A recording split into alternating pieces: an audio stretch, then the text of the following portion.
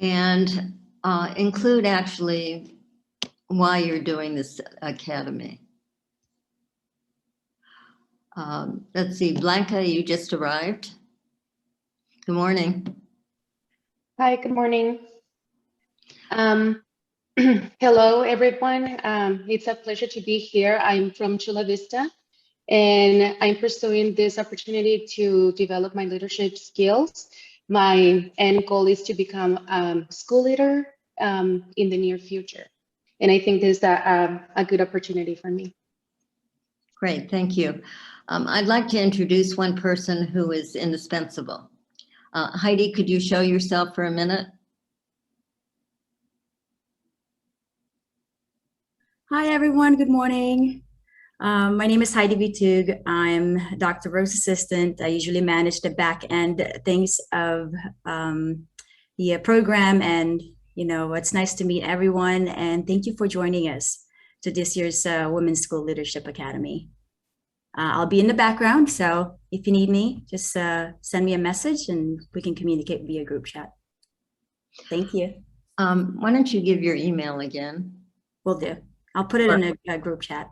Okay, terrific. Thanks, Heidi. No problem, Dr. Rose. Okay, so let's start all over again. And let's start actually with Margaret. So basically, your position, how long you've done it, and one thing you would like to get out of the academy. I am the director and co-founder. My husband and I started the school in 1996. So yeah. Wait, the second part is what do I hope to get out of the conference? Bailey, Carrie, and I, and some other of our staff who are our leadership team, we, as many people are, we are educators first and director of adults kind of second. So I'll speak for them, but they will also speak for themselves. We really just need some management tools. We've grown exponentially in the last few years. We started with 7 kids and now we're at over 120 students. And we feel like we're out of our depth, and how do we do all the things we need to do for our teachers and save ourselves some energy for ourselves and our families at the same time. Great, thank you. Okay, Virginia. Hello again, Virginia Lee, she, her, hers. I am the Senior Director of Community Engagement and Partnerships at Partnerships for LA Schools. It's a nonprofit that manages 19 LAUSD schools. So I am following the non-traditional path in education. I am not an educator. I'm actually a public health professional for probably about 17 years or so. I still consider myself public health, but I've been working in education for about 5 years now. And I think I found my home. I just love it. I love serving students. I love serving our school leaders. And I really want to deepen my knowledge of how to be a better leader. How do I support, education, the education system? And so I was really excited to see this opportunity to really deepen those skills and learn more of how I could be of better service. Thank you. Thank you. Okay, Stephanie. Hi, good morning again. I'm Stephanie Rubin. I'm the Director of College Counseling at Sierra Canyon School in Chatsworth. So we're a small independent school, pre-K through 12. And, I hope to, climb the ranks in administration. Thank you. Over my career. So I'm looking to grow my leadership really in this program and learn how to be a better manager to my colleagues that report to me, and I think conflict resolution is something that I need to work on. It's something that I shy away from sometimes. So I'm hoping to gain some experience and skills through this program. So thank you. I'm looking forward to it. Thank you. Blanca? Hi again, my name is Blanca Torres. I'm from Chula Vista. I've been a teacher for 9 years now. I would like to become a school leader and hopefully in the future open my own school. I still need to process like which kind of program I would like to have and where, in which community. Something that I would like to get out of from this program is an opportunity to develop my leadership skills and communication skills. I think that is one of my major flaws, how to communicate clearly and with efficacy to build trust in colleagues and like in staff overall. Great, thank you. Okay. Lori. Morning, everyone. I'm Lori Reel. This is my third year starting right now. I started in January of 2019 as a principal of an adult school. And I spent many years in high school. So when I took this opportunity on, I thought, okay, I don't know what I'm doing. And I probably still don't, but it's been an interesting ride and I'm looking forward to learning from this cohort and also just learning. I think Stephanie and Blanca, I definitely hear you. Communication and how can I work on my management skills given everything that's changing all the time for us. So nice to meet you all.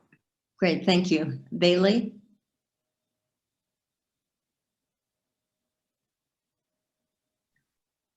Good morning again. Bailey Kwan from Newbridge School. I began my career as a gen ed teacher and also a degree in communicative disorders, and kind of all my paths took me to Newbridge School, where then I started in 2007 there, and now I'm assistant director there. I think I suffer from imposter syndrome,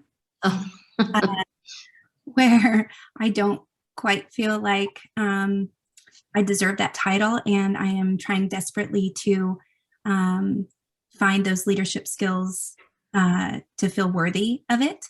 I feel like I have a great, wonderful support system and team, and all the women that surround me at Newbridge are dynamic and passionate and help me with my craft every year. But I still don't feel like I have the skill set to lead the adults. Again, Margaret said that we are educators first, and so we jump in and we help wherever possible, but that means we lose sight of the big picture sometimes because we are in the weeds with everybody. So I think we're kind of hoping to gain some insight on how we can guide people without doing the work, but working together as a team. Great, thank you. Laura. Brady. Hi, good morning, everyone. Yes, my name is Laura Brady, and this is my 25th year in education, my third year as the principal of an elementary school. We service kindergarten students through 6th grade, and I'm just excited for this opportunity to help develop my leadership skills as well as my communication skills. One day I would like to move into a position at the district office level. So again, thank you for this opportunity. Great, thank you. Charmin? Hi, I'm Charmin Evans. When Laura said how many years in education, I'll say it out loud. This is my 29th year in education. I know I don't look it. And I've spent my last 20 years here at University Preparation Charter School. I started here as a founding teacher. We're a professional development or laboratory school for Cal State Channel Islands here in Camarillo. And spent about 4 years in the classroom here, and then worked my way up to La Jefa. And why do I want to do this? I'm going to tell you, it is, I'm going to try not to be emotional, but it is really purely selfish. This has been the hardest years in administration since the pandemic. And I really thought I wouldn't get in when I wrote my letter, because my letter really just said it like it is. And it has been really hard. And I realized that as much as I was trying to feed the souls of my teachers and my administrative staff, I needed to feed my soul. And so that's why I'm here. So I'm counting on you, ladies, to reinvigorate what I used to be known as the Pollyanna, because I told my staff very early on in the pandemic, Pollyanna went on vacation. And so I need her back. So that's really why I'm here. I need a group. I need people. And I have a great team. I have a great staff, but I need something for myself. So that's why I'm here. That's a terrific reason. Thank you. Okay, Carrie.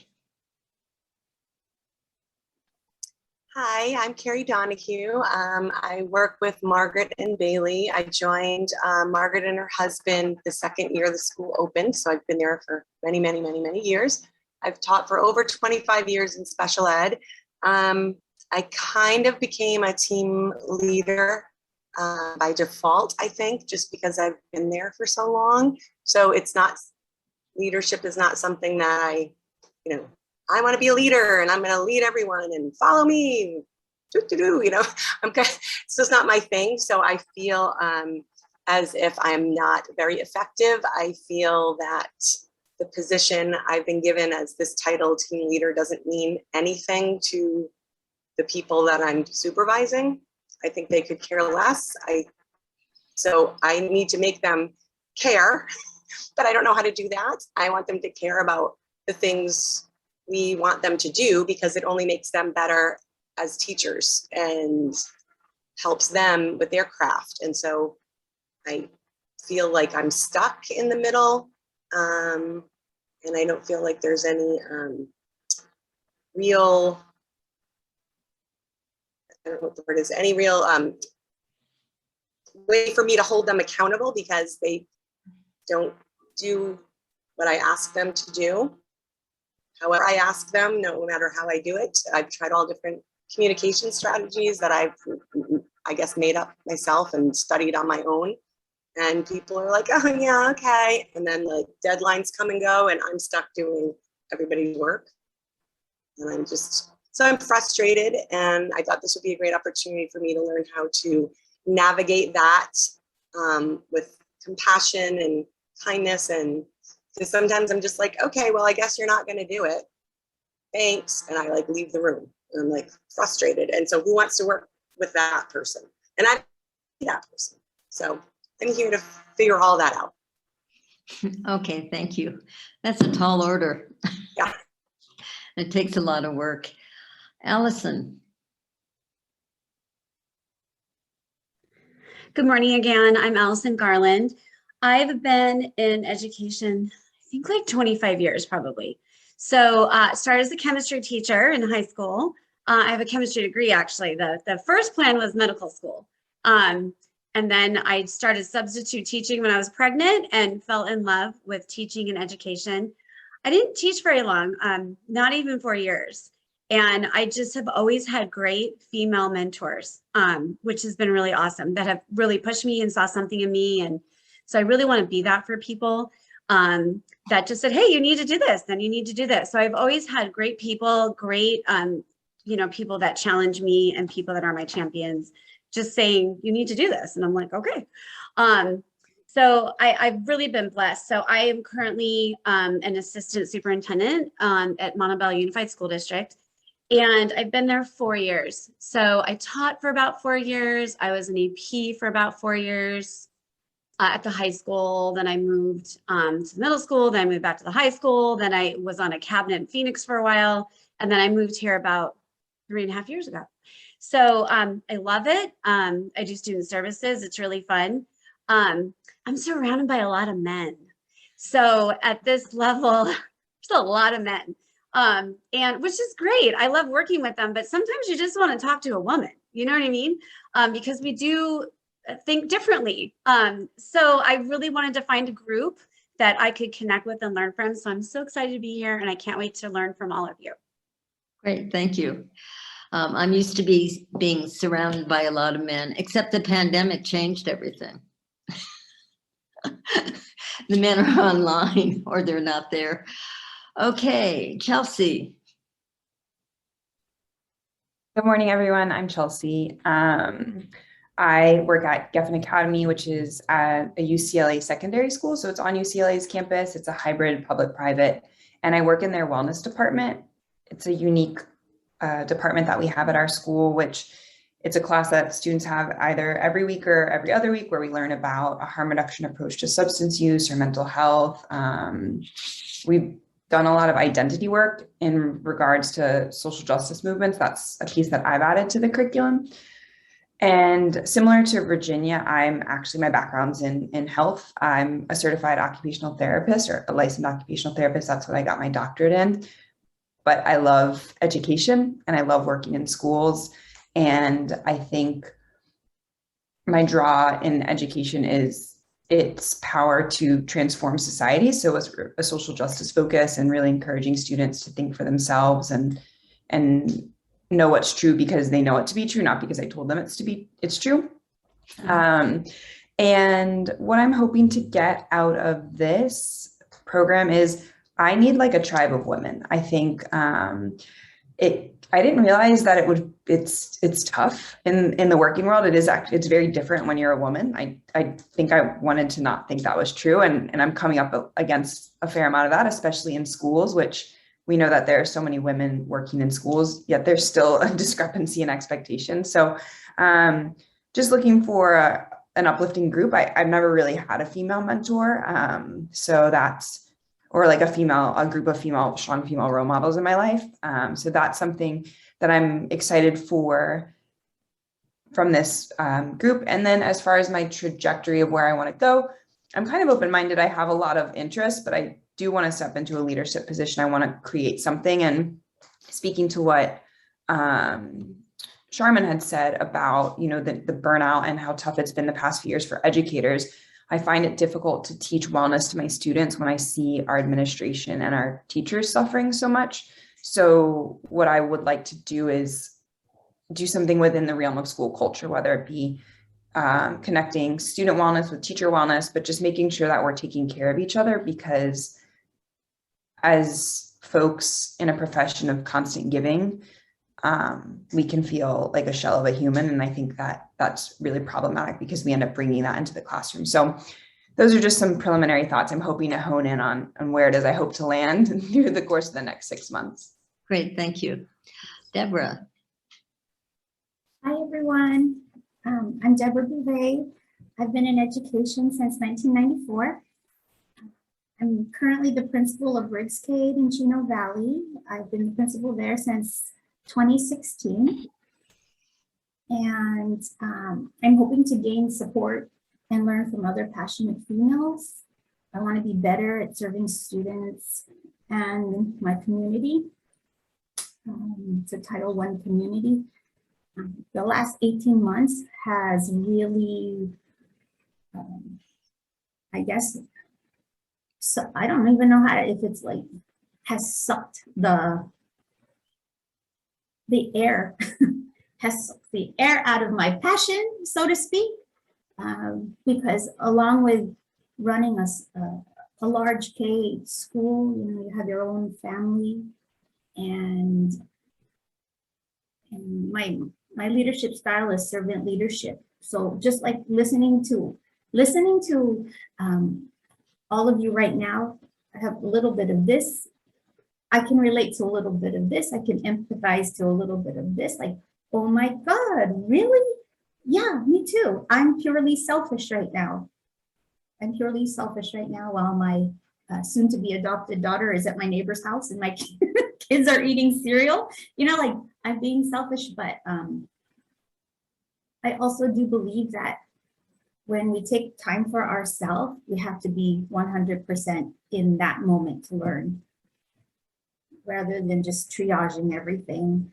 And I just hope to find a support system and maybe understand the inequity as well as why management, school management, it is top heavy with males. And because I want to advance in that sense, but sometimes it's hard to compete with that. Good, thank you. Rebecca. Good morning again, everyone. Again, my name is Rebecca Harris. I started teaching in 2001 and became a district curriculum specialist in 2015. And now I'm in my 4th year as a principal. I have a large TK through 8th school in Compton that's about 1/3 dual immersion and the rest not. I love my school. I love my school community, but it's been very, very difficult with COVID. So I too am looking for that support system. I'm also just looking to improve my own leadership skills and how I can balance all of our tasks from day to day, especially now. And lastly, I'm looking to explore what might be next for me. So those are the primary reasons I'm here. Nice to meet all of you. Thank you. Okay, let's see, Helene. I'm so sorry, my internet is acting up. So if you don't hear me, let me know, okay? So my name is Helene Cameron, and I have been in LA Unified for 32 years. Started as a teacher. I have pretty much done every position in the school setting and embedded every level of school. And now this is my 1st year as a director. I was a principal for the past 6 years of a big continuation community day school that had about 1,000 students. So this is my 1st year as a director, and I'm the director of equity for a local district central, which is a big local district that encompasses a lot of South LA, Central LA, a little bit of East LA.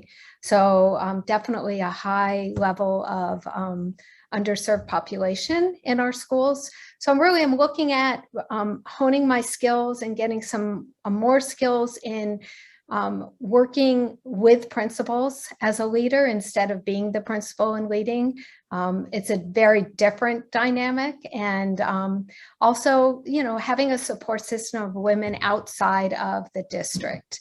I've had a lot of friends in the district who support me, but it would be really great to have people in different areas of the city or state, and getting ideas and support from them. I'm a UCLA Bruin grad and teaching credential from UCLA, so I'm all about UCLA. Great, thank you. That's it. Thank you. Thank you. Let's see, Virginia, or have you gone already? Already went. Oh, okay. Who are we missing? I haven't gone. Okay. Hi, I'm Laura Haney. I am a 9th grade and 12th grade physics teacher at Vistamar School in El Segundo. And I still feel like an early career teacher. I mean, I've only been teaching for 6 years. I started in 2016. And I started at a school that I helped to found when I had never been a teacher before. And my 2nd year of teaching, they made me department chair. And I had a lot of fun. It was really great to create things and to sort of be in charge with an awesome team behind me. But, the administration was all male. And I noticed over and over again, this gap between how the administration would negotiate, delegate to men and how they would do that with women. And it ended up being a lot of women doing the work and men making the decisions. And so I left there and I ended up going into a position where I was working for a female department chair, and 2 men leading the school who were great. But I'm still feeling like I'm running up against that, like looking around at colleagues and feeling like there's a lot of inequity in the way that people are asked to do work. And so I'm really interested in moving back into a leadership position. I want to be in charge, and I want to use that position to sort of create the environment that I've been seeking. Great, thank you. Have we missed anyone else? Yes, I'm sorry. Okay, Melanie. You know, we're sharing the computer here. I will be brief. This is my 36th year in education. It is my 4th year in administration. And the reason that I wanted to be part of this academy is because I liked the topics that were offered. And I never really considered, I mean, in all my years in education, I never viewed it, I never paid attention to gender bias. To me, I was a teacher, I was an educator, I didn't base it on gender. And so the topics really intrigued me because I thought, oh, maybe I've been missing something this whole time that I could have been paying attention to. I don't know. So that's where I am, and that's why I'm here. Thank you. Thank you. I am Carolina Moreno, and I'm the principal of Creekside Junior High, like I said before. This is my 27th year in education. I opened the school. Well, it used to be a new school, but I opened it I had a planning year, and then so this is our 6th year of our junior high. And you know, going back to what Chelsea and Rebecca said, for women is different. It's more difficult. And I don't know if it's because I'm Hispanic and a woman. It's been a challenge to get to where I'm at. And, you know, I always find that the male leaders always seem to know how to say things. And maybe that's just the EL in me, but they always seem to know how to say what needs to be said and get promoted at an easier rate. You know, but having to deal with supervisors that will call me honey and sweetie, darling, and darling has been difficult. So figuring out how do I slap them and move on, but no, how do I deal with people or male supervisors that feel it's okay? Those microaggressions. So why am I here? I'm here to figure out, hey, am I the only one? And if not, how do we deal with it and stop? You know, again, somebody said, really, education is a female-based profession. Mm-hmm. But the people that are at the district office mostly are male. So, you know, my future plans is I do want to become a director within our district. So that's it. We have one more. Okay, great. Thank you. I don't know if I can top that. I'm Elvira Gutzweiler, and I'm assistant principal at Creekside Junior High School. I've been in education for over 25 years, 10 in teaching, 15 in administration. I started off in middle school in the Conejo Valley. And what I wanted to say too is I've been in administration from TK all the way through adult school. And I circled back to junior high now, and I just absolutely love it. This is how I want to, I'm a big believer in you need to do what you love. And this is what I love to do. And I work with a great team. Yay! Great. And I didn't just have to say that, but I really, I do feel that it's just really about the people you work with now. It just happens to be we're all women here. But it's a wonderful workplace. And I just want to get better at everything.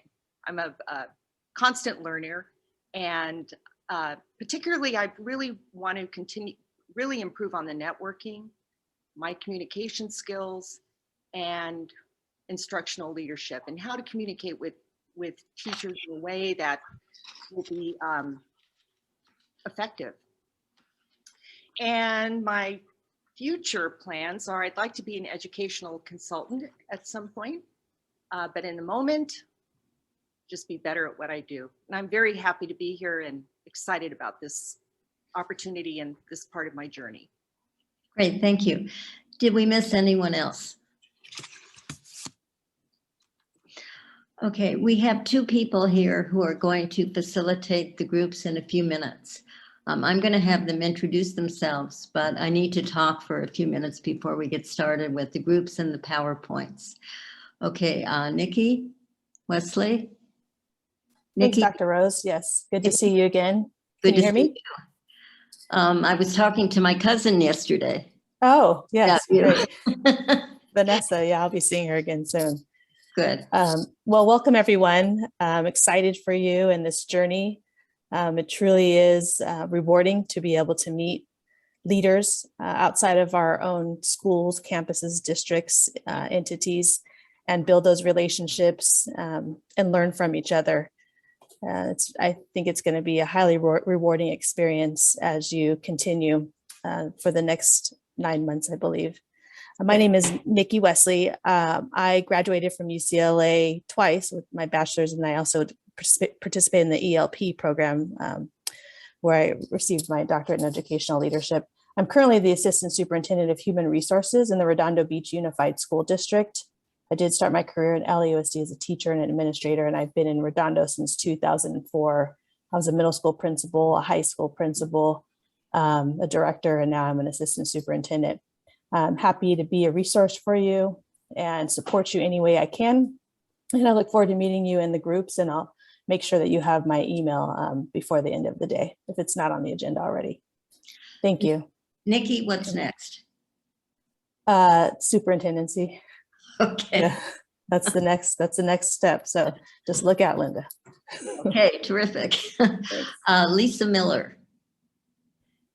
Good morning, everybody.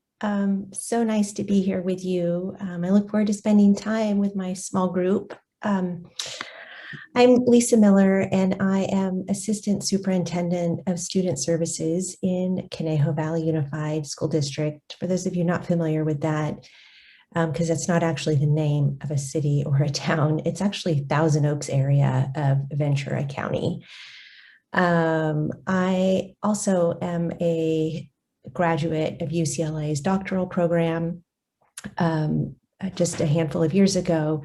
Before that, I did go to Berkeley, did the PLI, Principal Leadership Institute at Berkeley, and my career in education actually started in special education. I started as a school psychologist and then moved into site and district level administration, and now assistant superintendent. And really, like I said, I'm just happy to be here, and I'm looking forward to getting to know all of you. Great, thank you. Okay, I thought I should also introduce myself. And why do I have these people from the Educational Leadership Program at UCLA here? Okay, back in 1992, the School of Education at UCLA was wondering what to do with their 5 EDD programs. So the EDD programs were basically copies of the Ph.D. programs. And they did not focus on practice. And a lot of the classes were in the daytime when people were working. So they were really dysfunctional. So with a group of people, we designed a new educational leadership program, and it became the only EDD program at UCLA. We started in 1993. So I ran the program from 1993 to 2019. And one of our philosophies was that we needed to have people in the program who did all sorts of things in education. We didn't want just teachers. We didn't want just administrators. We wanted people who could learn from each other. We didn't want groupthink, have 25 school principals who were talking about the same things all the time. So we were really one of the few programs who did that. And people were always saying, well, why don't you do a program for administrators? And we were always saying no. My dream actually, before I retired, was to have programs that focused on practice and the practicalities. So I've included in this program all the things we never touched on in the EDD program. So there's a lot of stuff about careers. There's a lot of stuff about communication. We try and have people who are model practitioners come and talk to you.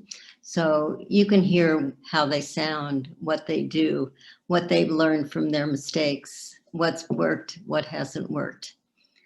And if you want to contact them, you know, we can arrange that. And let's see what else. I wanted to talk about a minute or two about academy principals.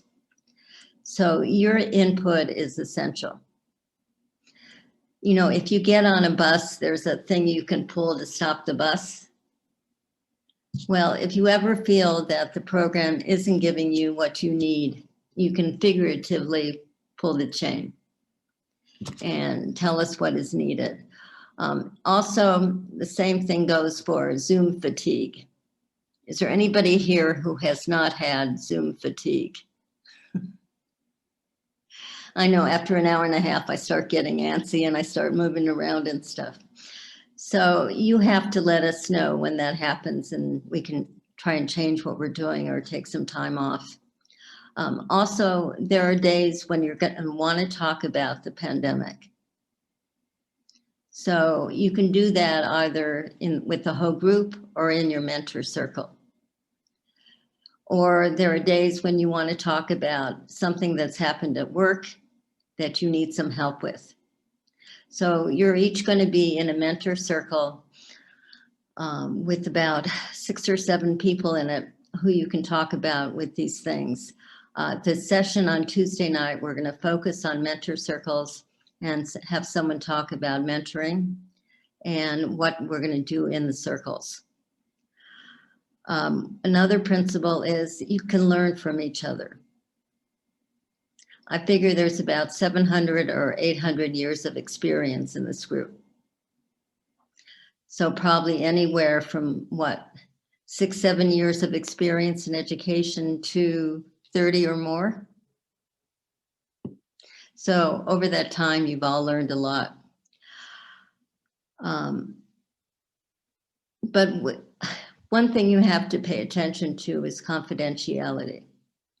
So what's said in the group or in the sessions stays there. So we're going to do away with gossip. I think gossip is fatal anyway.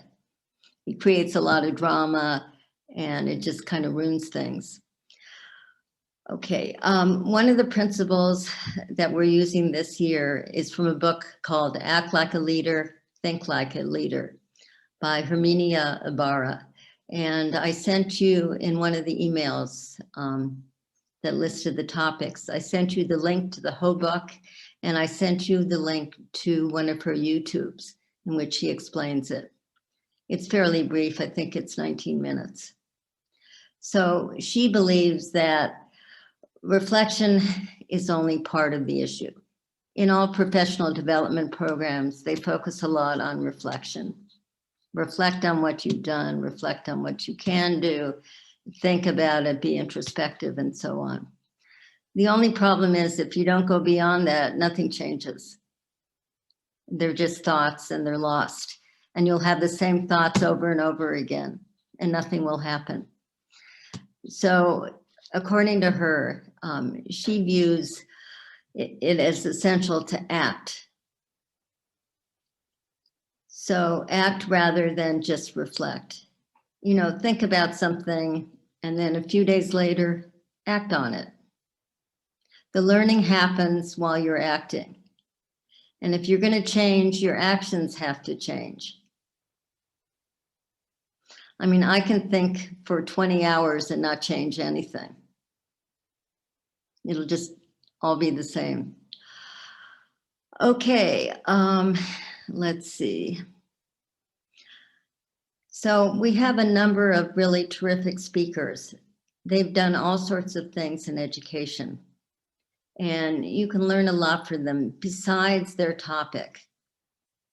So take a look at their careers. They'll tell you about them. We have 3 people today who have done very different kinds of things. And some of them have followed the typical ladder, and some of them haven't. Let's see.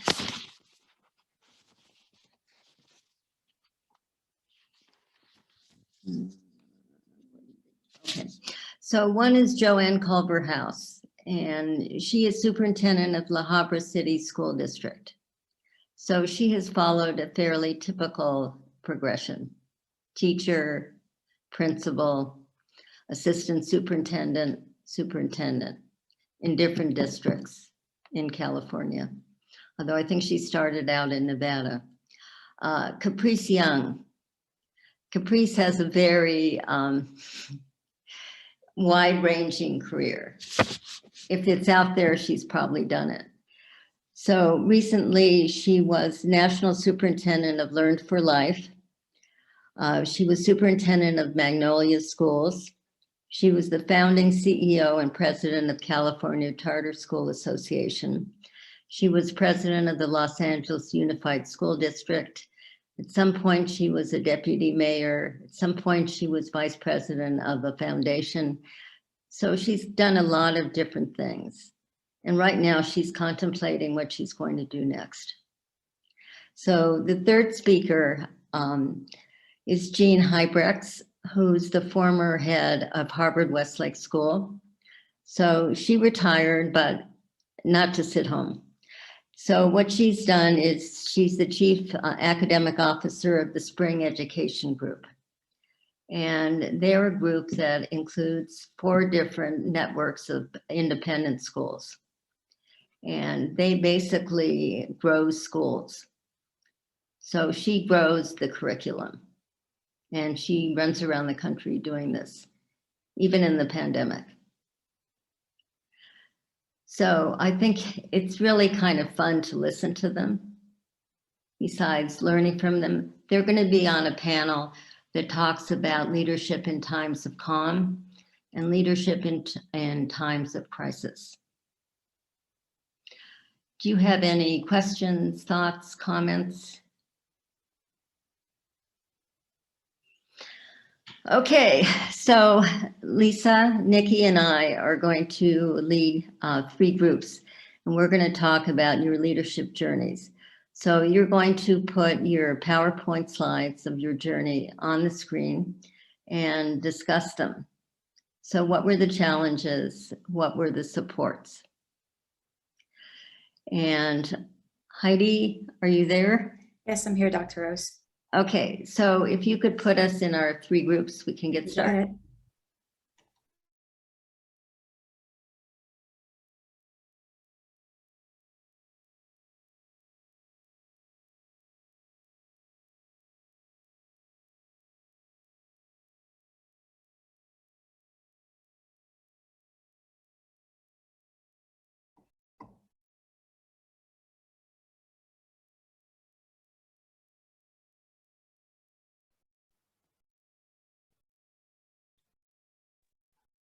Oh, Heidi, we needed a few more minutes. Oh, okay. Yeah.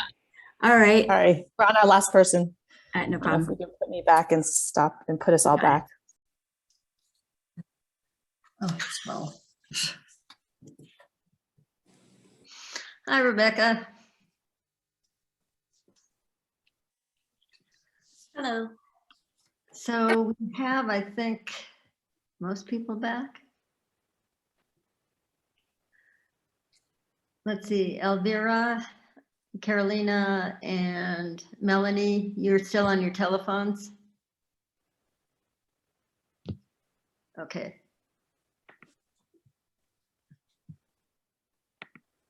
Yes, we have a combination going here. Either. Okay, so we're going to have a 3-person panel, and I described the speakers earlier this morning. What I'm going to have them do is I'm going to have them each introduce themselves and talk briefly about their careers.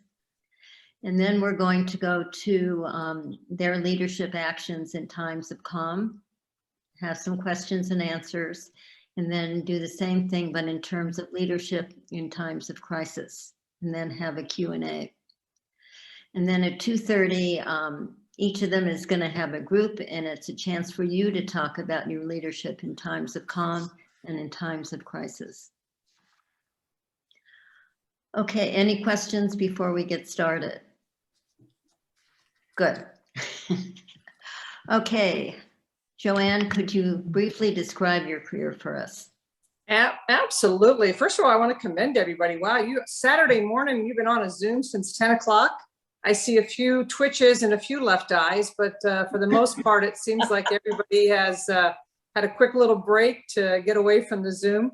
Who knew that we were going to be in a Zoom situation as of now? We are, as a superintendent, we're calling it Operation C3, COVID third year. So with that said, a brief discussion about, I started off as a classroom teacher, taught 4th and 5th grade up in Reno, Nevada. I was Las Vegas high school in Nevada, and then saw that what you could do with 30 kids in your classroom, and knew that I wanted to lead on a larger scale. So went back, got a couple masters, and became a principal of an elementary school. My elementary school claim to fame was the highest concentration of ex-felons in the United States. Yes, did not put that on our letterhead. We received 40% of all the domestic violence calls, and I was in my 30 years old and thought I had the world by the tail, and did 3 years and did some great things. But I think it's really good to go into a situation like that when you're 30, because you don't know any better. So all of my friends were like looking at me going, wait, that happened? You know, when my car got shot up, when there was an explosion, when a parent got blown up in a meth lab, when we tried to go at least 1 week without a child protective service report and didn't meet that goal in 3 years. And so went from there to Hemet, California, came to California, and thank you to Linda Rose, entered the doctorate program at UCLA. I was in the, what are you in now, Linda? What cohort? I think they're in 29. 29. I was cohort 3. So I was in the beginning of the cohorts and received my doctorate from UCLA, was working at Hemet at the time, and then I went to be a principal in Laguna Beach. So progression of highest concentration, Hemet, California, and then Laguna Beach. Very pleased to say that in Laguna Beach, there are 4 schools, 2 elementary, 1 middle, and 1 high school. I had the privilege of being the elementary principal for 5 years, a middle school principal in the same town for 7, and then a high school principal for 3. So I should have kept a lot of notes, because I could have written a lot of books on seeing how kids grow and learn and parent, and was in Laguna Beach for 15 years. Decided that it was time to lead on a larger scale. I had my doctorate in 1996, became an assistant superintendent in Palos Verdes. So I went from Laguna Beach. I'm just assuming that you all know these communities. As you know, Laguna Beach is a very affluent area. I went from Laguna Beach to Palos Verdes. As you know, Palos Verdes is even a larger affluent area, and was an assistant superintendent there for 2.5 years. I was part of Ed Service for a couple of years, and then HR for a couple of years. And now I am currently the superintendent in La Habra. And La Habra is out in like Brea, Fullerton, Whittier area. It's a TK8 district. We are 80% Hispanic. We have 4,500 kids, and I have reached my nirvana because it is a wonderful district, and I'm surrounded by a great board and a great community. And then in 2020, the COVID hit, and we've been dealing with crisis ever since. Linda, you asked us to talk about our leadership in times of calm. I'm racking my brain to find calm. I really am. I know it's in there somewhere, but so anyway, any questions about my background before I talk about my calm or my crisis? Or do you want to skip to somebody else right now, Linda? I'm going to have each of you 3 introduce yourselves, and then we'll go to calm. Okay, good. I'll give me more. I do have calm. There's calm out there somewhere as a superintendent, but it's pretty crazy out there. But yeah, that's been my career, 41 years plus. So obviously, I'm enjoying what I'm doing. Great, thank you. Caprice Young. I can't hear you. I have a non-traditional background, which causes immense challenges. I didn't come up through the teaching and site-based administrator route. I had a decade-long career in public finance and technology prior to getting into education. I was the interim budget director for the Metropolitan Transportation Authority when it was formed in 1991, and the assistant deputy mayor for Los Angeles handling budget and technology for a couple of years. And then I was with IBM for a couple of years. And while I was leading technology transformation work at IBM in the 90s, I got a lobotomy and decided to run for the school board in Los Angeles. And won, and spent 4 years from 99 till 2003 on the Los Angeles Unified School Board, 2 of those years as president.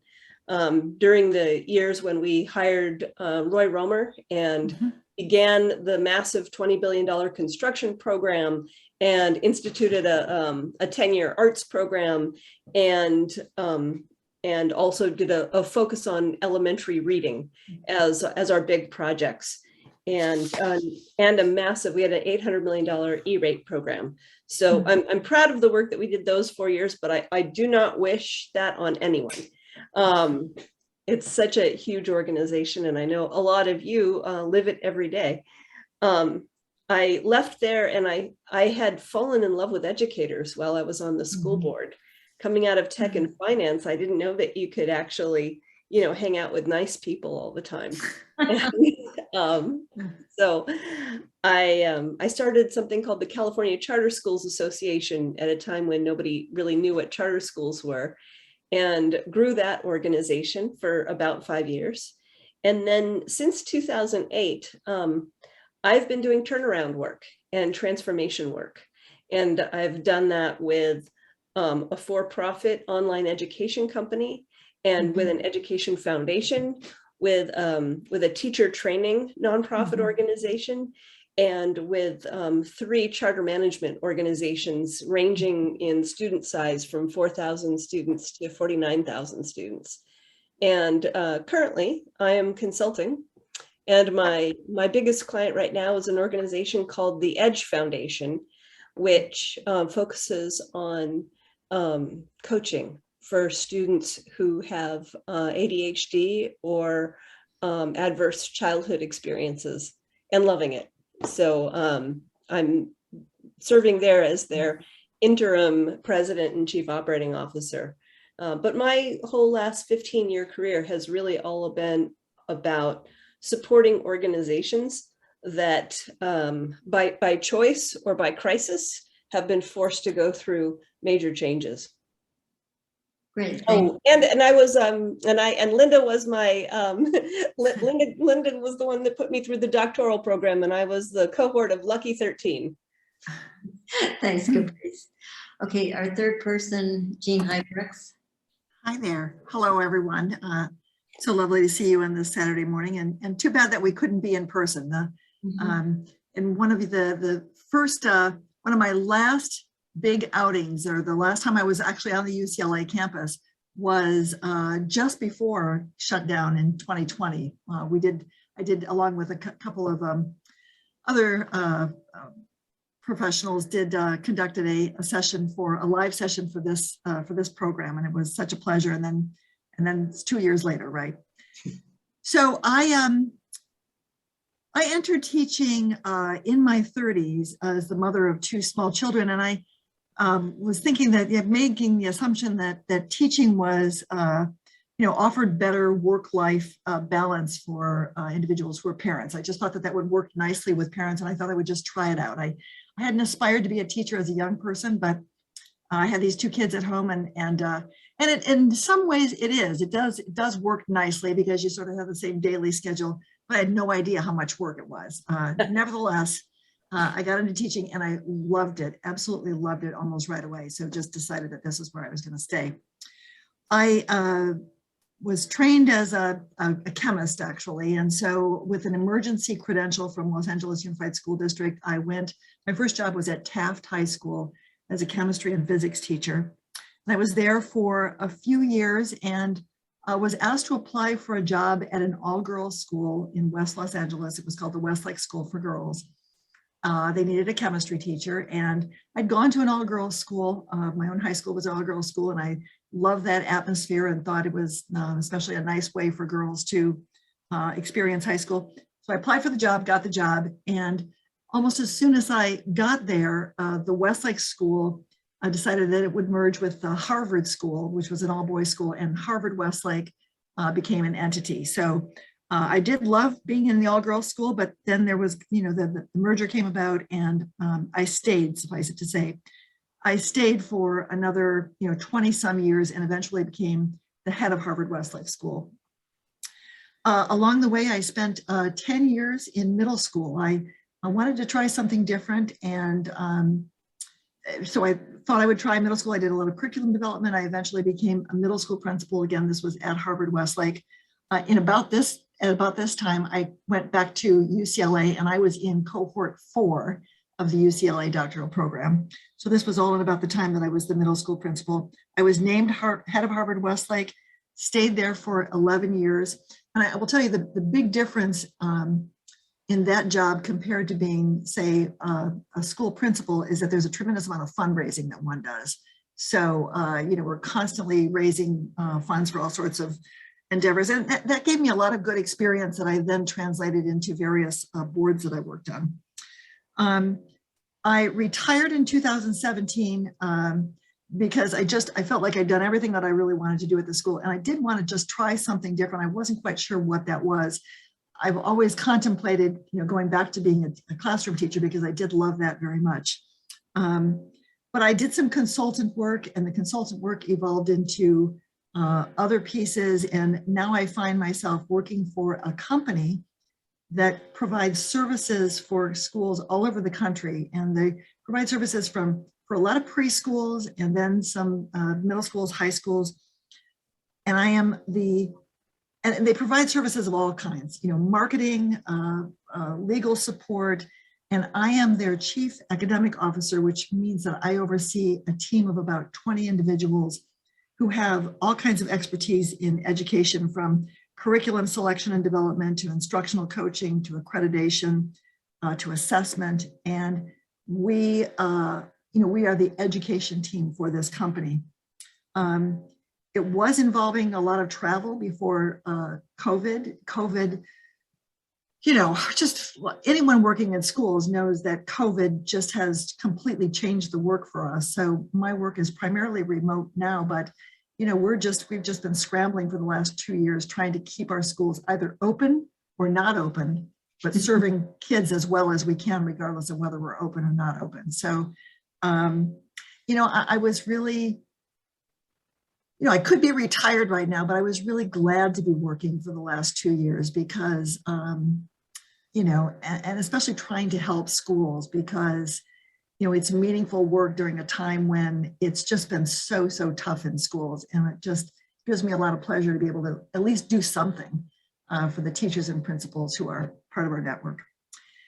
So any questions about that? Or we'll have some time later, I think, for Q&A. But Linda, you want to go to the second part of this? Yeah. Joanne, did you think of something, leadership in times of calm? Yeah, I did. I was joking about difficult though. What now? It was difficult to find something. Oh, I got it. I think that, I think our stories, it's really interesting when you get asked these questions. And first of all, I commend all of you for just sitting and listening. I know it's very difficult. We'll be breaking off into some smaller sessions, and I'm looking forward to hearing from all of you. I think that as leaders, we lead through our own stories. We lead through our backgrounds. We lead through our experiences. And our stories pretty much are the makeup of who we are. And so the calm that I'm going to refer to is from my lens, and from my lens as a superintendent at this time, because I've been doing it for the last 5 years. And the calm that I have as a superintendent is daily, because in my position, if I don't show calm every minute of the day in every crisis that I deal with, then other people look to me as the superintendent. And if my hair is on fire, then everybody's hair is on fire. And I think that we, especially as female leaders, and that's a whole nother topic of the difference of male and female. That's why I'm so pleased to be part of this women leadership group, is because my calm is every single day. Whereas I want to just run up and down the halls and scream and holler. And to give you an example of that calm, you know, I had a classified employee that was very upset about everything, because she's upset about everything all of the time. And when I met with her, her biggest concern was, we're doing all the work. We've got all of this stuff going on. All the pressure is on us. Everything's going on. And I hear you laughing, and I hear you calm, and I see you happy. And, and I'm looking at her going, yes, I am calm, I am happy, but I am doing the work of keeping this district running and keeping this district in a system that is working. So the calm for me is daily. It is everything every minute. Now, that doesn't mean that I don't have my breakdowns, but I have a very supportive cabinet. I have 7 people that help me run the district, and they're all associate superintendents and directors. And I won't go into the system that I'm working in, but we are very, very close. And I am very vulnerable with this group of people that help run the difference. So my calm and how I do it is every single day, but I'm not flippant about my calm. You know, I'm not running around the halls with my hair on fire and laughing and having a sense of humor all of the time. We are in serious times right now. We are in times when people are losing their lives, when people are fearful, when kids are coming to school, parents are afraid, teachers are afraid. And so my job in my calm is to put systems in place and be consistent. And my biggest communication with my team right now is there's no such thing as over communication.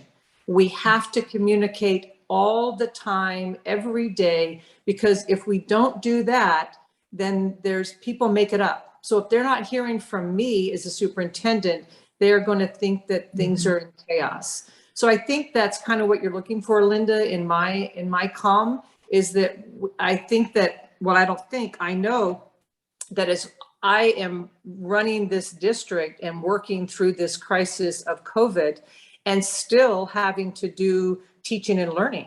So we can't forget that we are in a pandemic, we are in a crisis, but we also have the responsibility of teaching and learning and taking care of the social emotional needs of our students. And so that's my example of calm and how I deal with it. I think there's one more thing that you could include. You have humor. Yes, I do. It's just essential.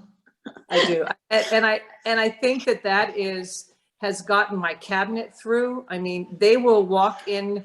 We are in a very difficult time. And just at the last cabinet meeting, I have a big conference table in my office. And just Monday, when we came into Tuesday, when we came into cabinet and everything was falling around us and we had a plan.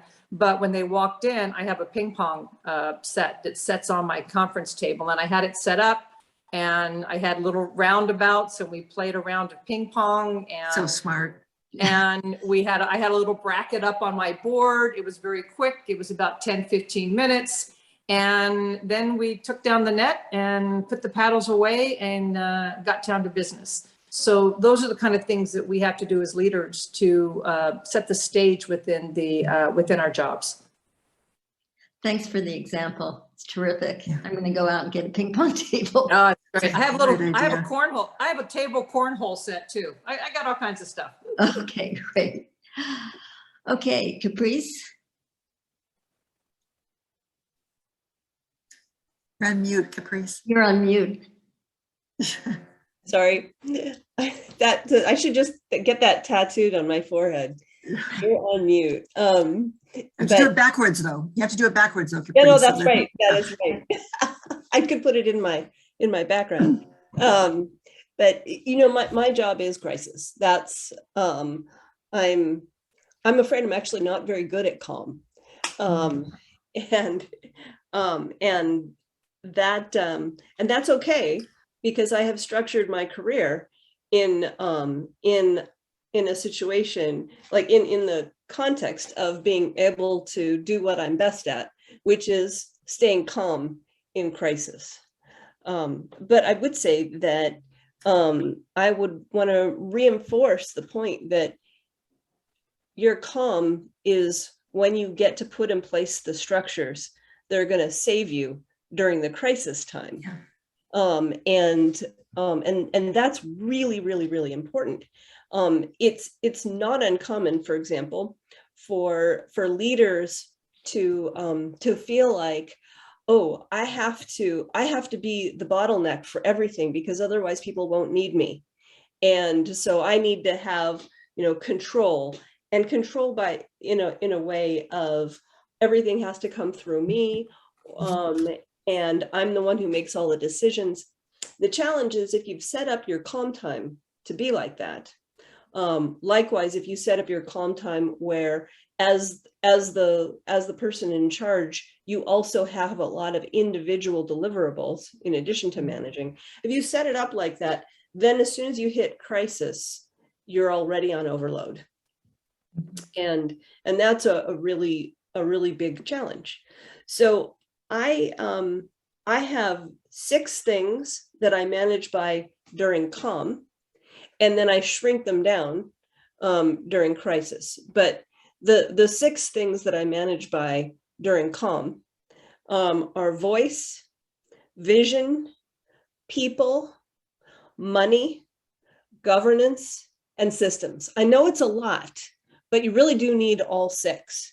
And as the head of a large organization, or even a small organization, like a small school district of 3,000 to 4,000 students, keeping all 6 of those things in mind and constantly making sure that you're hitting each of them right is really important. So I'll just say them one more time: voice, vision, people, money, governance, and systems. Those are what I manage by in calm. Great, thank you. Okay, Jean, could you go last? Sure, absolutely. I want to just hearing something that Capri said really kind of leads into an important point that I wanted to make, and that is that structures that you put in place in times of calm will save you in times of crisis, right? I always used to think, particularly in an independent school, teachers have a lot of voice, and they want there's pride of ownership there. They want to be involved in all kinds of decisions. And so whenever possible, you want to involve as many of them as possible in the day-to-day decisions that you make. And when I say day-to-day, I'm talking about, if there's going to be a new schedule, if there's going to be a new curriculum, if there's going to be, you have to conduct some sort of workload study. You have faculty committees, you have all sorts of people. It's a little bit like in university. All sorts of people want to be highly involved in making those decisions. In times of crisis, sometimes you just have to call the shots. You have to make a decision quickly. You can do this very deliberately in times of calm. You can do it you can have a project plan. It can take a full year to make a decision, et cetera. Times of crisis, you have to act very quickly. And so in times of calm, I always sort of thought of myself as putting into the bank the goodwill that I would need in the time of crisis. When I basically just have to say, look, I just have to decide today. We can't have a committee to make this decision. This is the way it has to go. You're banking that goodwill over a long period of time in order to be able to use it in times of crisis. So I mentioned the kinds of, the calm decisions are, like, a new curriculum, a new program, something that's going to affect everyone in the school, a new daily schedule. Oh my heavens. You could spend 2 years talking about the new daily schedule, but, and in those you can set up committees, you can give individuals lots of voice. As an example of crisis, obviously we've been in crisis mode for the last 2 years, but I'm thinking of, some of the worst times in my, in leading a school was the death of a student. you know, a couple of them just come to mind where, you know, it's just, you know, kind of managing the situation was just so difficult. The death of a student who, you know, a student who died essentially of a heart attack in our swimming pool, school swimming pool. Another one who running across the street to the bus was hit by a car. I mean, these situations are terrible. And again, you have to be able to act quickly and decisively. But I will say that in those situations, never underestimate the amount of emotion that will come into play, and how even when you think you're managing things very efficiently and effectively and with everyone's best interests in mind, you can't spend enough time just sort of talking to people and caring about their emotions at that time. You know, some of the mistakes that I made along the way were in not paying enough attention to how much feeling there was in situations that required quick decisions. You know, you constantly have to attend to, you know, talking to individuals and making sure that people are kind of, you know, along with you while you're trying to act quickly. Let's see. There's a great book that's written by an economist called Thinking Fast and Slow, and it's a long slog of a book. It's like 900 pages, and you can actually the name of the economist is Daniel Kahneman, and you can actually hear a 60-minute TED talk that he does just about the big ideas, and that's probably enough. But you know, these ideas of, you know, sometimes you have to think fast and sometimes you have to think slow, and both of them are good. And both of those are strategies that you should cultivate. And you should understand the difference between when you do have to think fast and when you do have to think slow. And it's just a nice way of kind of framing the two ways of deciding, one when things are calm and one when you're in the midst of a crisis. Jean, who was the economist again? Daniel Kahneman. K-A-H-N. Let me just, I've got it right here, I think. You know what, I'll put it in the chat, okay? Okay, terrific, thank you.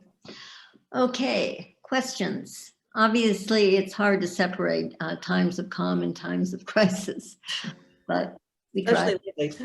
Yeah, especially lately, but you're absolutely right. There are different ways of approaching, you know, problems that arise in times of, or decisions to be made in times of calm and decisions to be made in times of crisis. Okay, any comments, questions?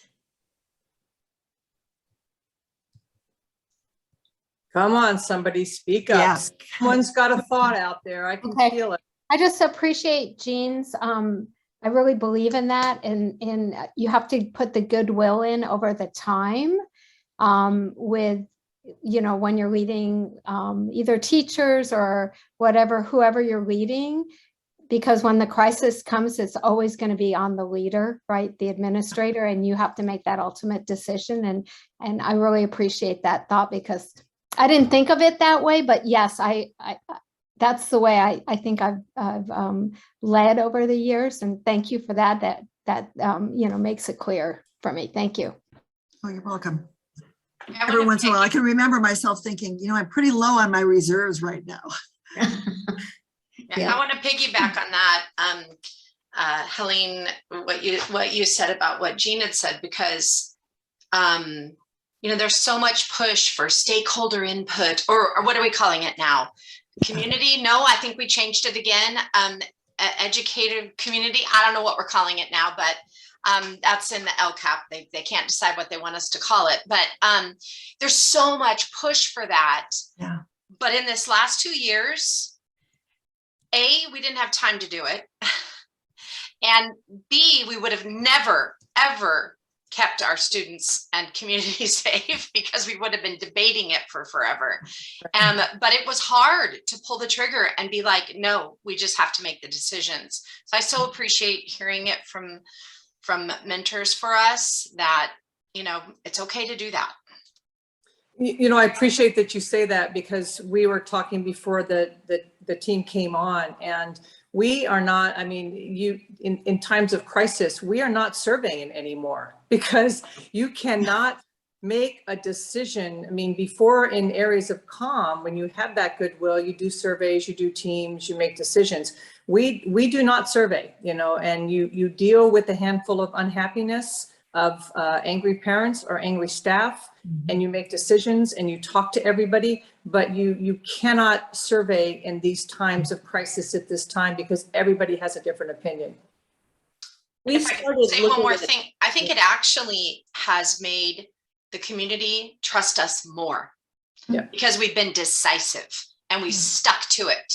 We've said what we were going to do. We believed in what we were going to do, and we did it. And we shifted when science told us we had to, or guidance told us we had to.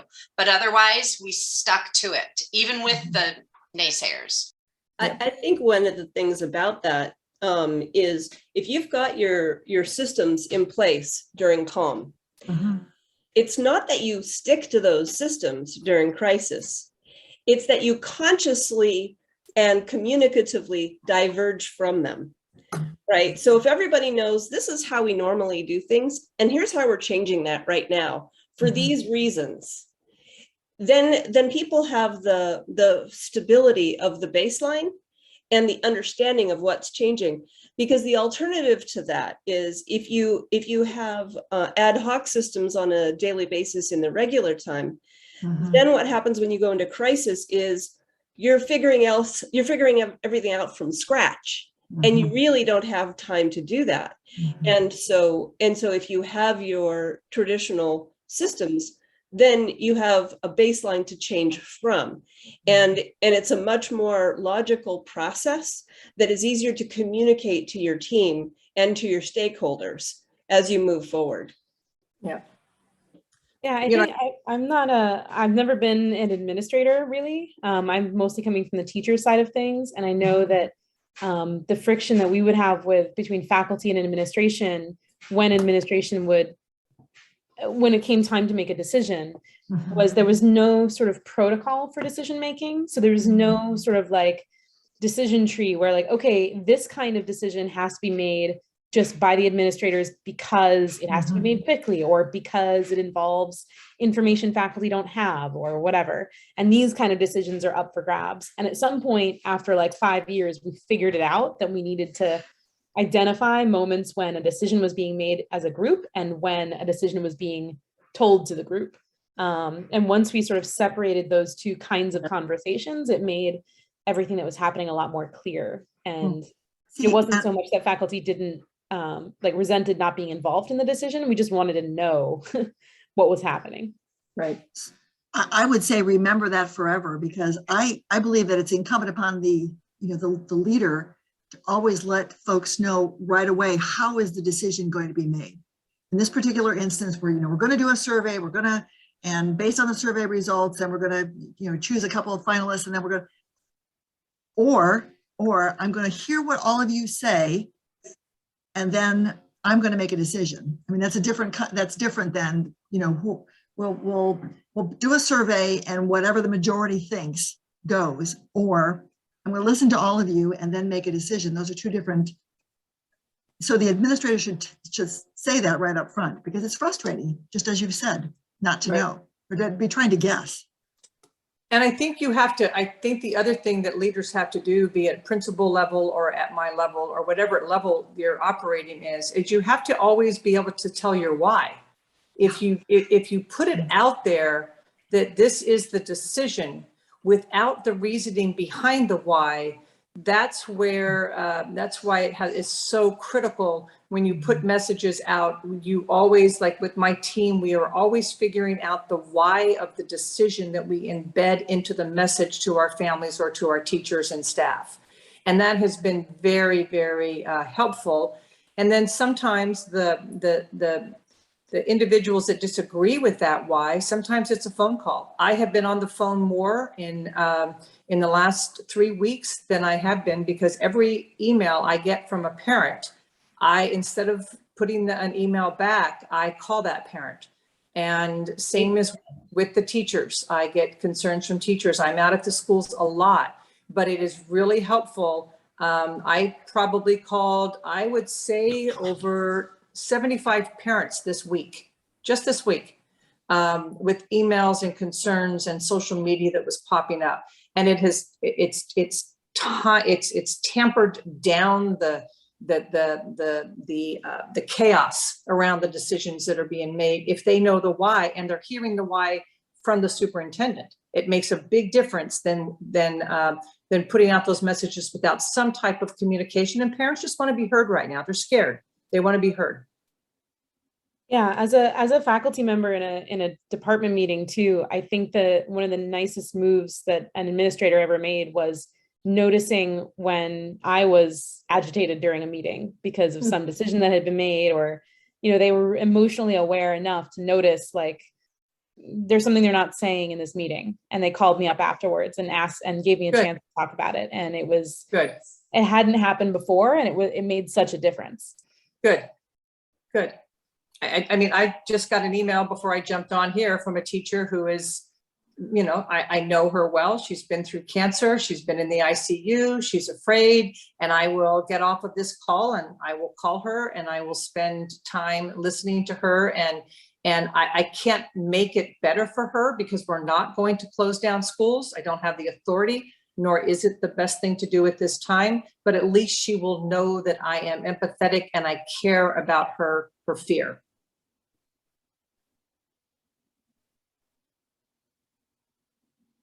I'm jumping in here a couple times.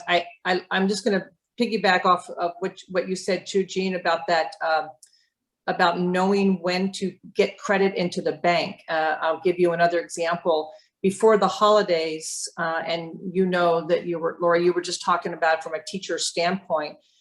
We were feeling as cabinet that that we were kind of losing it, that people were losing it, that there was a lot of anxiety out there and there was not appreciation. So we pulled together, and even though this takes time, we put together what we called gratitude luncheons.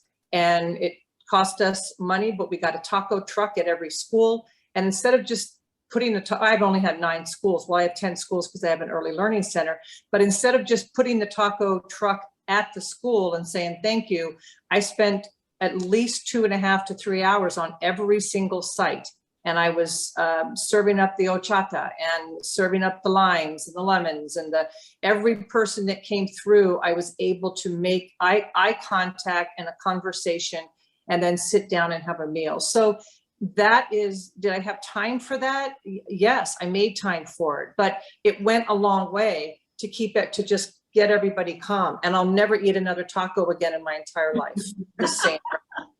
Never, ever will I eat another taco. But well, and that's important for thinking about times of calm.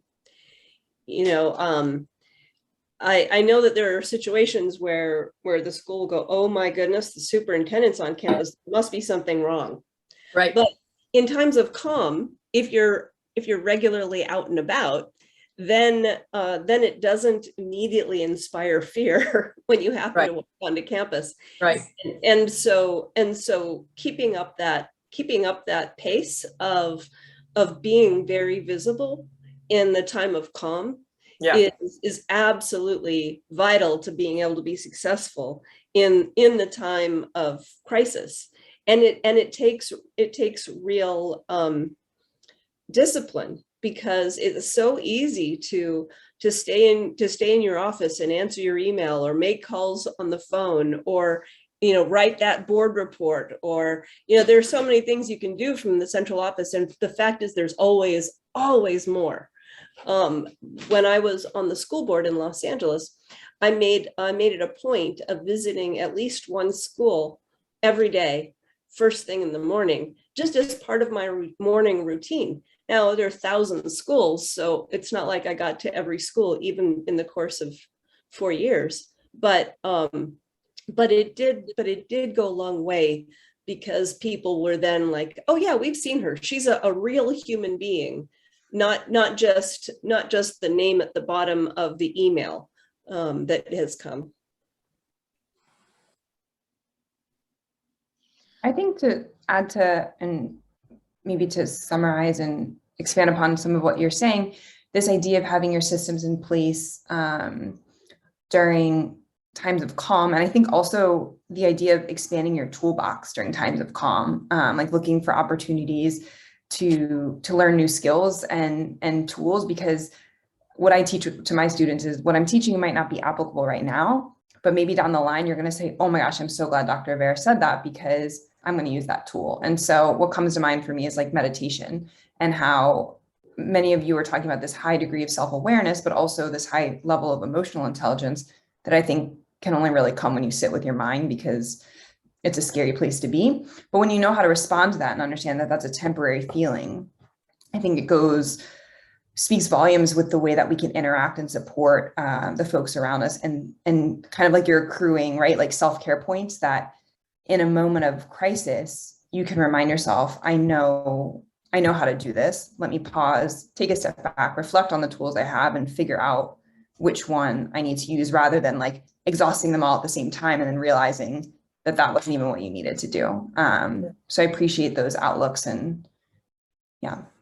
Well, just the fact that you are all here Saturday at 2:15, and the fact, as you say, Chelsea, that's the self-care, to take time out of the day and listen to other, and I'll say it again, especially other women leaders, because there is a difference. Women, leaders in your classroom. I'm not just saying leaders of school and administration, leaders as a teacher.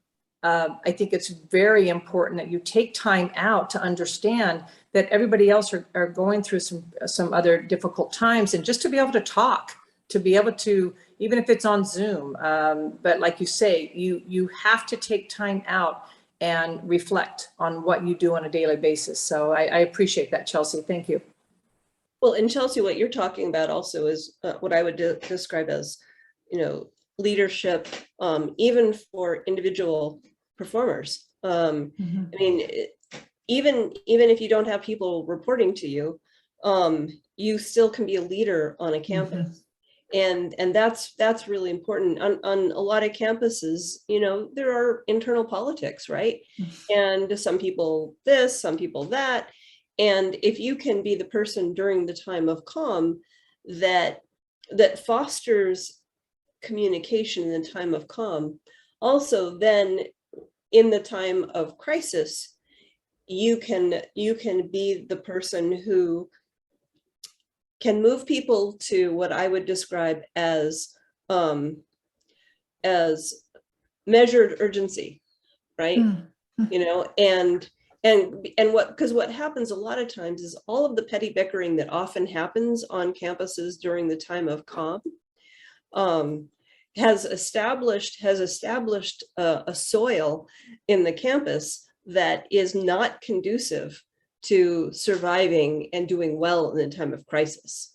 So in the same way that you want to put in place systems that are going to support you in the time of crisis, you also want to cultivate the kinds of relationships that are going to move you in the time of crisis. And that leadership doesn't always come from the top. A lot of times it's refusing to say bad things about kids when you're in the lunchroom, and to redirect the conversation to some great thing that happened in your classroom, or that you saw one of your peers do that was really impressive. And being that positive, constructive voice can help create the right fertile environment for success across the board. How poetic. Building soil, I like it a lot. Well, I just came from a lecture on root causes, so. Oh, that, okay, now it is. I get it now. There you go, Caprice. I like it. It's problematic. Hey, Caprice, can you put your 6 elements in the chat? Oh yeah, I stuck them. I stuck them at the top. Oh, you did? Okay, good. Yeah, Virginia asked me to put them in, and then I did a little preview of the 3 that are coming up as we move into crisis. Yeah, okay, great. Oh. Caprice, why don't you go ahead with the 3 that are in crisis? Yeah, so the 3 in crisis are not surprising, right? Communication, decision-making, and people. And you'll note that decision-making was not one of the 6 in the first. And neither was communication. because decision-making and communication are actually different things from voice and governance. And communication is really about making sure that everybody, well, as my my peers have said, know the why, that they understand the why, and that you're thinking about communication, not just in terms of how am I communicating with my cabinet, or how am I communicating with external stakeholders, or how am I communicating with faculty and staff. It's how am I listening to them? How am I getting input back? Right, so that so that it's really multi-directional communication. Multi-directional communication during a crisis is even more important. And the decision making, it becomes much more important in a crisis, because you have to make the kinds of decisions that are like, well, this is a decision that I have to make right away. This is a decision that I have to consult my board chair about. This is a decision that's going to really impact my working parents. And I'm going to at least reach out to a couple of them and find out how it's going to impact them. Right. So having very thoughtful decision-making processes ready to go in a crisis situation is really key. And then the third is people, which is you know, you have to be on heightened awareness about taking care of yourself and all the people around you and all the people that are the different layers of stakeholders. And at that point, you know, you're not thinking about money as much, right? Money just becomes a factor in your decision making. It's not, you know, a critical piece. You're not focusing on vision. What you probably are doing, though, is in your communications, you're hearkening back to the values and the integrity that in your time of calm, you've already established, right? So vision becomes part of your communication. And as I said, with systems, you're focused on deciding how the systems are going to be different, but you're not establishing new systems, right? That's really key, because if you're establishing new systems, oh, holy cow, right? And we've all just lived that because when we went from in person to online, most of us didn't have a lot of systems in place. And so we did have to do some inventing.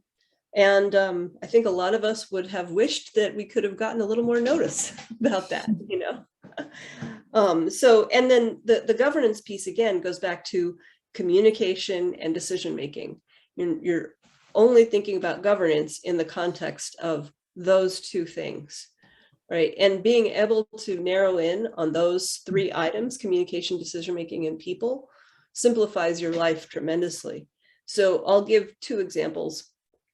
One that was a crisis, and then the other that was a crisis / longer term problem, right? So with the pandemic, March 13th, Friday the 13th of 2020, we decided to shut everything down.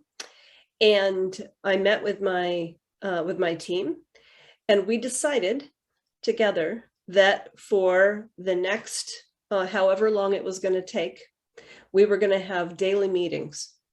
And so we met every single morning by Zoom at 7 a.m., 6:30 a.m. on Mondays. And we focused our agenda consistently on the same four things.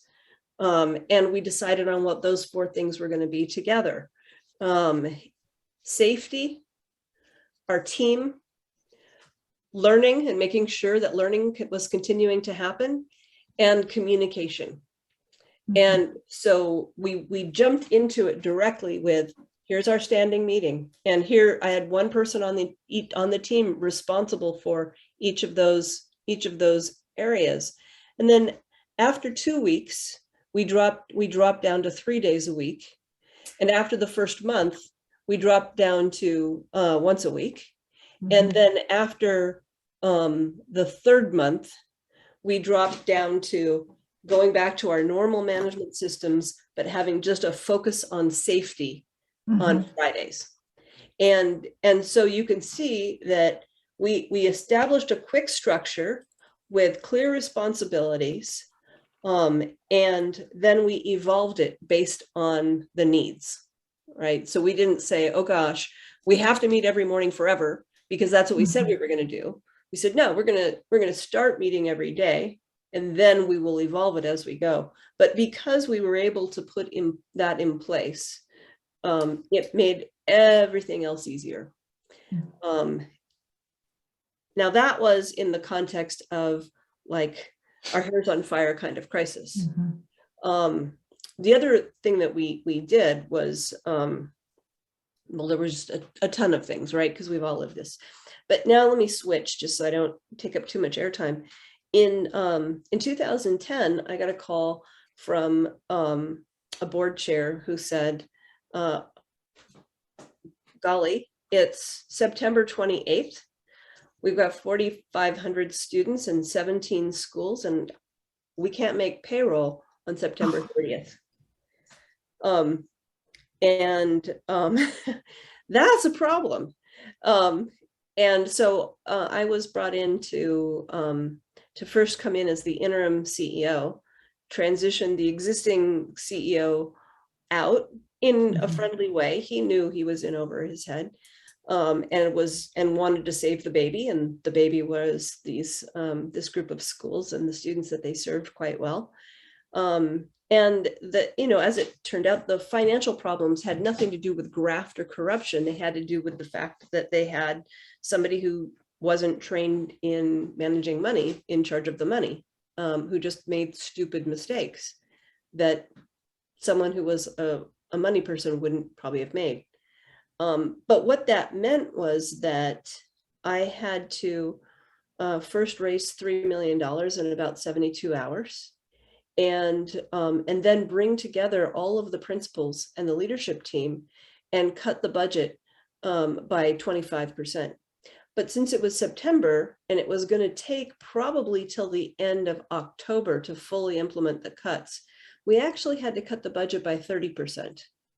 So when I convened the team that Saturday, what I said to them was, we're all staying here until we have found a way to cut the budget by 50%. That might seem crazy, but what that did was it forced everybody to think about doing things so differently that they could cut enough. Because if you're talking about only a 25% cut, although admittedly that's massive, people come up with the kinds of solutions that are small changes. And inevitably, those small changes don't add up to enough. What we really had to get to was profoundly different systemic thinking. So we cut 50%, and then we got together and said, okay, let's go back to our priorities. What is our secret sauce that actually makes these schools work for the students, and rethink some of those cuts? And also, what do we need in the context of crisis that's going to help us get through the crisis? And one of the things that we discerned was that if we went and cut the community outreach coordinators on each of those campuses, we were going to lose a vital link to all of our parents and families at a time when we needed to bring them along through the crisis. Because if all of those parents and families left, then we would have less money and we'd have to make even deeper cuts. But on top of that, even money aside, in order to make that crisis addressing successful, going back to the three things, right? Communication and people and decision making. If we couldn't have that kind of very personal communication that comes from having a really great community outreach person, we weren't going to make it through. So when we went back and looked at the 50% cut, one of the things that we added back in were the community organizers. And those are the kinds of things that I do on a regular basis. And because crises do start to look alike after you've done a lot of them, it becomes easier and easier to keep the team, even if it's a brand new team. focused on the job at hand. Great, thank you, Caprice. Any last comments? No, Questions? I just wanted to comment on Caprice's story. As I'm just hearing you tell that, that the process of resolving that particular crisis has both elements of thinking fast and thinking slow. And so it's just, that's another nice framework to always have in the top of your mind. When do I have to think fast? When do I have to think slow? When do I have to slow down? Because I'm going to come to the wrong conclusion unless I really analyze this. Yeah. Thank you. Well, actually, the idea of cutting 50% and then going back and looking at what's essential is terrific. Because I think a lot of people would just cut 50%. Yeah.